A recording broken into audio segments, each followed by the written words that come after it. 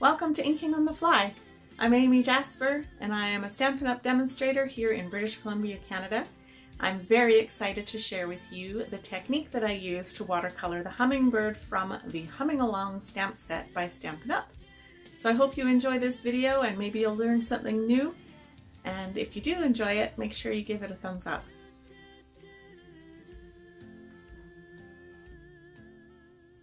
I am happy to share with you the watercolor technique that I used to make this hummingbird image really pop. This hummingbird is from the Humming Along stamp set from Stampin' Up! This stamp set here, it's a beautiful line image stamp set, great for coloring. So that's what we're going to use today. And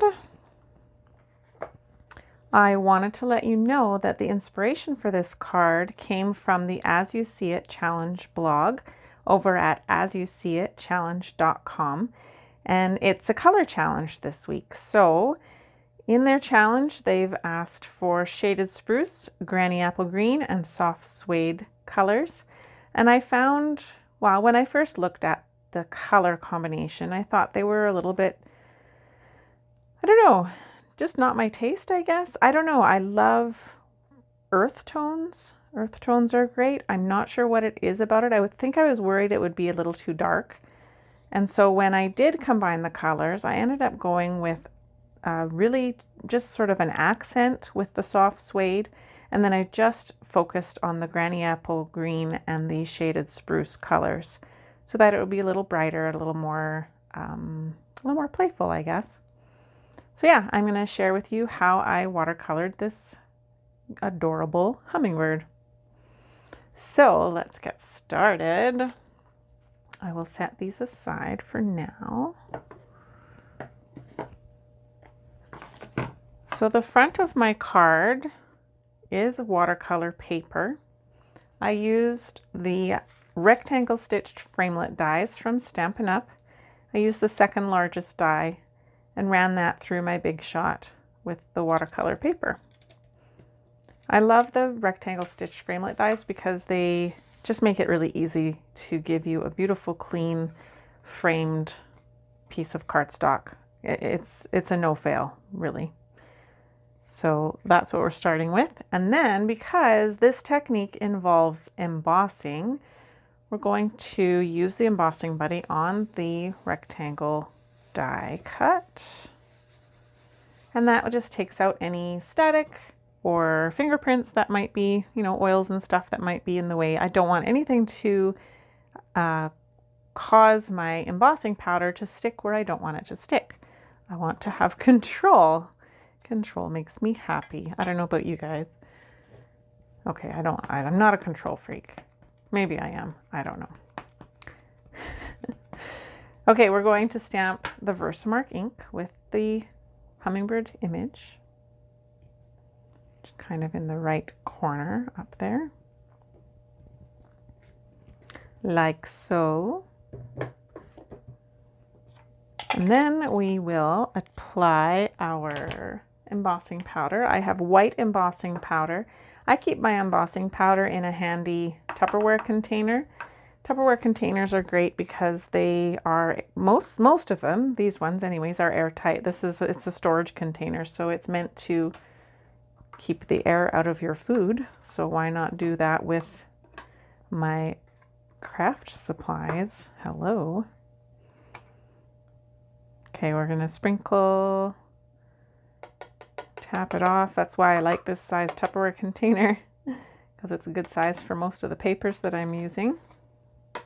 Got a little bit of excess that did stick where I don't want it to. I'm not sure why, but we got it covered. There we go. Okay, and then we will heat set this and get it ready for coloring. Oh, it helps if I plug in my heat tool. Actually, you know what? I have one already heated. Let's do that route. Here we go. Ta-da! Magic. Dun, da, da, da. Okay. There we go. So that's already heat set. It's all nice and shiny and ready to go. So our next step is to take our aqua painter, and we want the Granny Apple Green and the Shaded Spruce inks. Get those ready. So normally when I watercolor, it is nice to use a re-inker and puts a little bit of ink in the lid rather than accessing the ink from the actual ink pad, because it can leave sort of splotches of vacant areas on the ink pad. If you do it too much, a little bit's not going to be a problem. So I don't have the re-inker for the Granny Apple Green, so I will have to do a more direct approach with that one. I'll show you that, what I do with that. Okay, and we're going to apply just water first. So I'm going to apply just water. I don't know, that's totally out of focus, isn't it? It's not going, there we go, maybe, I don't know. I just need to lift it up because I can't see very well if I don't, but I'll try down here. I'm standing, you see, so it's just hard to see. And if I sit down, then I don't know what would happen if I sat down. My microphone might not stretch all that way, I suppose. Okay, so I'm just adding water directly, and I want it to kind of pool and puddle a little bit, and I'm only going to the edges. I don't know if you can see, maybe I can zoom in for you here. Maybe does that help? So I'm I'm adding water carefully to just inside the lines. And I want it, like I said, I want it to pool. So I don't know how well you can see that in the picture.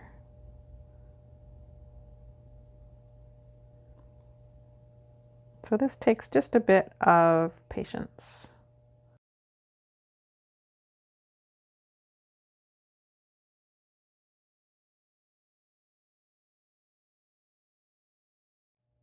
So I want to stay in the lines.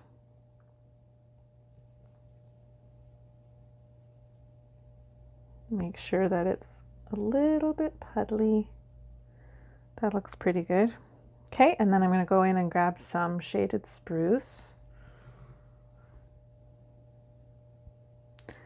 And I am going to let that spread in the places where I want it to go. And as you lay that color down, it will start diluting as your aqua painter runs out of color. So I want the head to be just a little darker, I think. But see how it spreads because I already had the water laid down first. So then it just takes a little bit. Oh, I went over the edge. Don't go over the edge. I keep a piece of paper towel nearby when I watercolor so that I can dab off the excess, which is what I'm doing right now because I'm going to switch colors. There we go. So with the Granny Apple Green, I'm just going to dab my aqua painter directly into my ink. Being careful not to contaminate. I have to concentrate. It's hard to talk and concentrate at the same time. I don't want to contaminate my ink pad with the Shaded Spruce because the Granny Apple Green is a lighter color. So it will be easier to contaminate the ink pad. Although, you know, if you do that, you can always dab off the contaminated area. I had my daughter, when she was younger, was stamping with me, and of course, she ended up getting pink on my white craft ink pad. Melon Mambo, folks. Yeah, that was a bit of a sad day. But The beauty of it is I learned how to clean off my ink pad. So there are ways to get around it. What do you think? It's coming along, hey?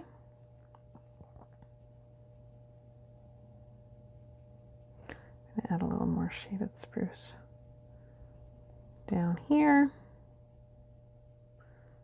So my ink is probably starting to dry, so I have to be moving a little pretty quickly.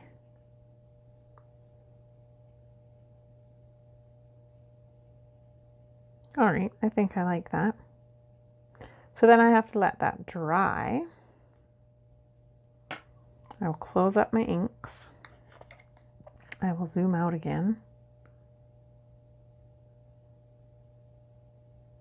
There we go. Close my ink pads so that they won't dry out because I'm done with them. Now this I need to dry. I'm going to set it aside, and I have one already done.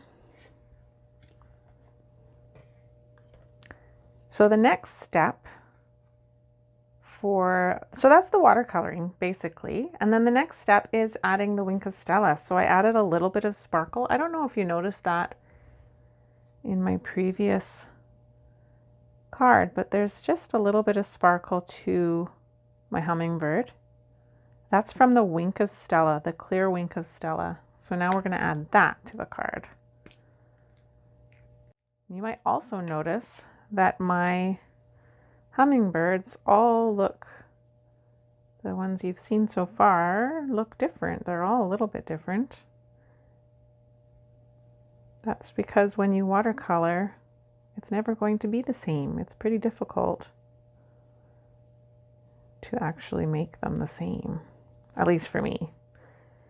If you're a stellar watercolor person, then it might be easier for you. I don't know. Okay, so I added a little bit of Wink of Stella, like so. So again, it's hard to see probably in the video. And then we're going to assemble our card. So that's the technique, folks. I think it's quite lovely. Okay. So we're going to do our card base, and I've got my Simply Scored tool from Stampin' Up, and I always use my Simply Scored tool to do my score line in the middle of my card base. That way it'll fold really, really tidily, and I like that. I like things to be tidy, except my bedroom. It's a mess, and my craft room for that matter. Okay, so then I will, when I fold it, I make sure that I line up the edges before I commit to my folding, because sometimes your score lines or your paper are not perfect, and that's okay. Like that. And then my hummingbird that is complete, I'm going to attach it with Stampin' Up dimensionals. These are the mini dimensionals from Stampin' Up, which I love. I find I'm using them more than the full-sized ones, in fact. I think I like them best because they are smaller, but you get the same, like you get 3 sheets in a package for the same price as 3 sheets in a package of the larger dimensionals. But you're getting more actual dots with the mini. And because of that, I don't feel so bad being, I don't feel like I have to be frugal. Because if these were the large ones, I'd be using 4 adhesive, you know, 4 mini, or 4 dimensionals. Oh my gosh, Stampin' Dimensionals. But this gives me a little more coverage, which I quite like. I'm going to use the Take Your Pick tool. There's a tool for everything, friends. A tool for everything. And I'm going to use it to help me just grab the edges of the backs of my dimensionals because I don't have fingernails. I cut them short. I like them short. They're tidy. Like I said, I like things tidy. Except my stamp room and my bedroom. Okay, I lied. No, it's true. I like things tidy. I'm just not very good at being tidy, except with my cards. Maybe that's why I like making cards so much, because I have control of the tidiness. Okay, so the only thing with the mini dimensionals that is a bit annoying is I'm taking off more backs. So I'm taking off 9 backs instead of 4 backs with the regular dimensionals. Okay, that's going to go right on top of the Granny Apple Green card base. Like so. Okay. And then the next step is to take this itty bitty pre-cut piece of what is it called again? Nature's Poem Designer Series paper. This is it's a whole selection of paper that have just a nature theme. So lots of leaves, and they're just really pretty, and earth tones, which is nice. And I've cut the edge to attach it to my card. Using my liquid Tombow glue. Love this stuff. It is not coming out. There we go. So what I like about the Tombow glue is that I can, if I put it down a little bit off, a little bit crooked, like this, say, oh no, it's crooked, I can just slide it into place because it's not quite dry. As long as I don't slide it too far. If I slide it too far, then I end up with adhesive where I don't want it. And the problem with that, with this multi-purpose liquid glue, is that it stays tacky when it's dry. And so then you have a tacky mess if you have that problem. You don't want to have that problem. All right, here I have the Granny Apple Green 1/2 inch textured weave ribbon. Love this ribbon. And I'm going to measure out how much I need, like so. I'm going to use fabric scissors.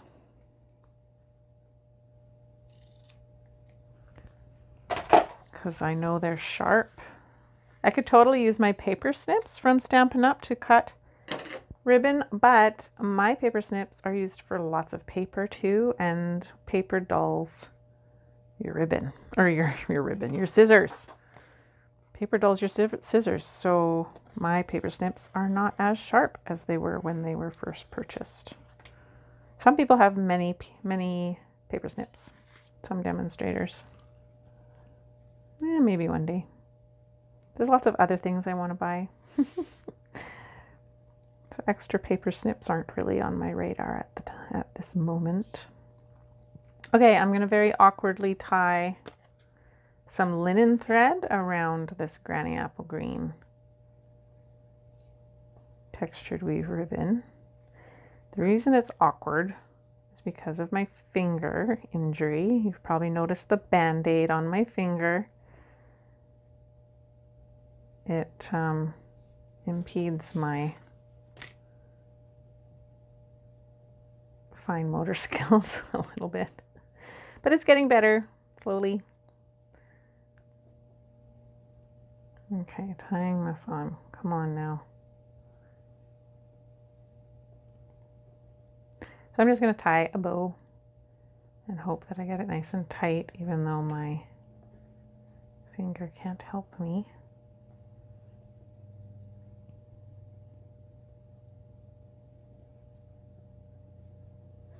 Okay. Yay, success. There we go. Okay. Moving along. Humming along, if you will. Oh my gosh, I'm so funny. Humming along. That's the stamp set we're using, in case you missed that. Okay, there we go. This one we're going to attach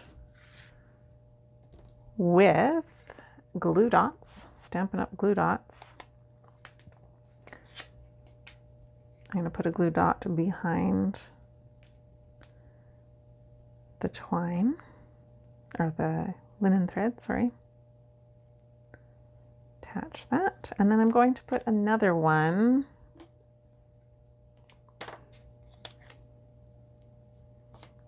and tuck it underneath just to hold it steady, because on top is going to be that other die.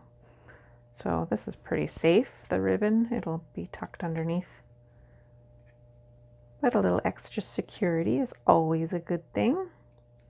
Nothing worse than having things fall apart after they are given to the person that you give your card to. Okay, next step is we're going to stamp from the Part of My Story Celebration stamp set. If you don't know about Celebration, you don't want to miss out on this opportunity, because every $60 that you order in Canada, you can receive a Celebration stamp set for free. And this is one of those stamp sets that we're going to use. We're going to use the I'm So Glad You Are a Part of My Story. I have it here. And this is where some more of that soft suede comes in.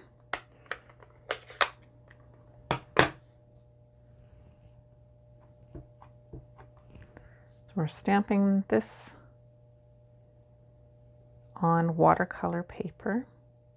I find that the watercolor paper isn't quite vanilla and it isn't quite white, so it makes it difficult to coordinate. So I just use more watercolor paper. That's how I get around that. Okay, and then we're going to die cut it. We're going to use the wonderful floral framelit dies. And just this one, it's a beautiful label. It's very nice. So that's going to run through my Big Shot, and that will cut that out. I have done that in advance. So I have it here. And again, we can use the Take Your Pick tool to pop out all of these little edges, all the details. If you like any of these products in this video, and if you're in Canada, then you can order these items from my store, my online store. If you go to inkingonthefly.com, my blog, you'll find a link there that will take you to my online store. And then you can see what all the beautiful products are that Stampin' Up! Has to offer, and maybe you'll see something that you like. And remember, it's Celebration until the end of the month, end of March. So if you want to take advantage of the opportunity to get free stuff, and who doesn't want to do that, seriously, then yeah, make sure you don't miss out.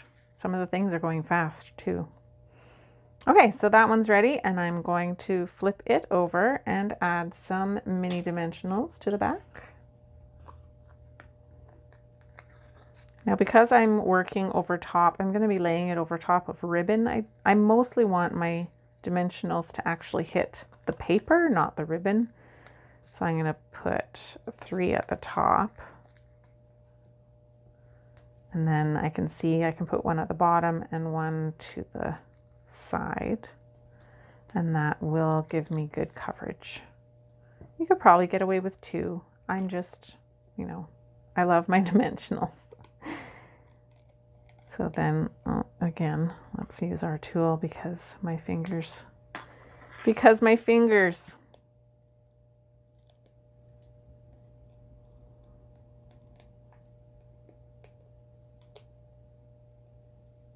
Oh, that's not working very well.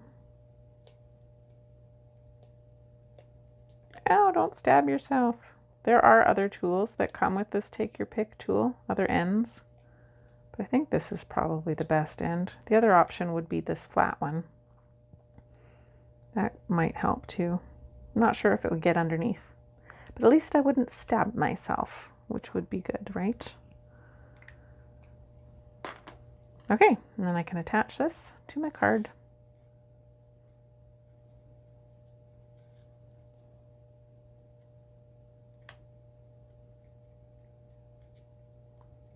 And it's done. Look at that. Super easy. Here's the other one I did. So you can see that every time you watercolor, it's going to be different. Here's a third one I did. They're all a little bit different because it's, you know, it's my artwork, and that's just how it goes. I think I kind of like the dark one better, the best. What do you think? Maybe this one. I like the variation of color in the wings. Thanks for watching.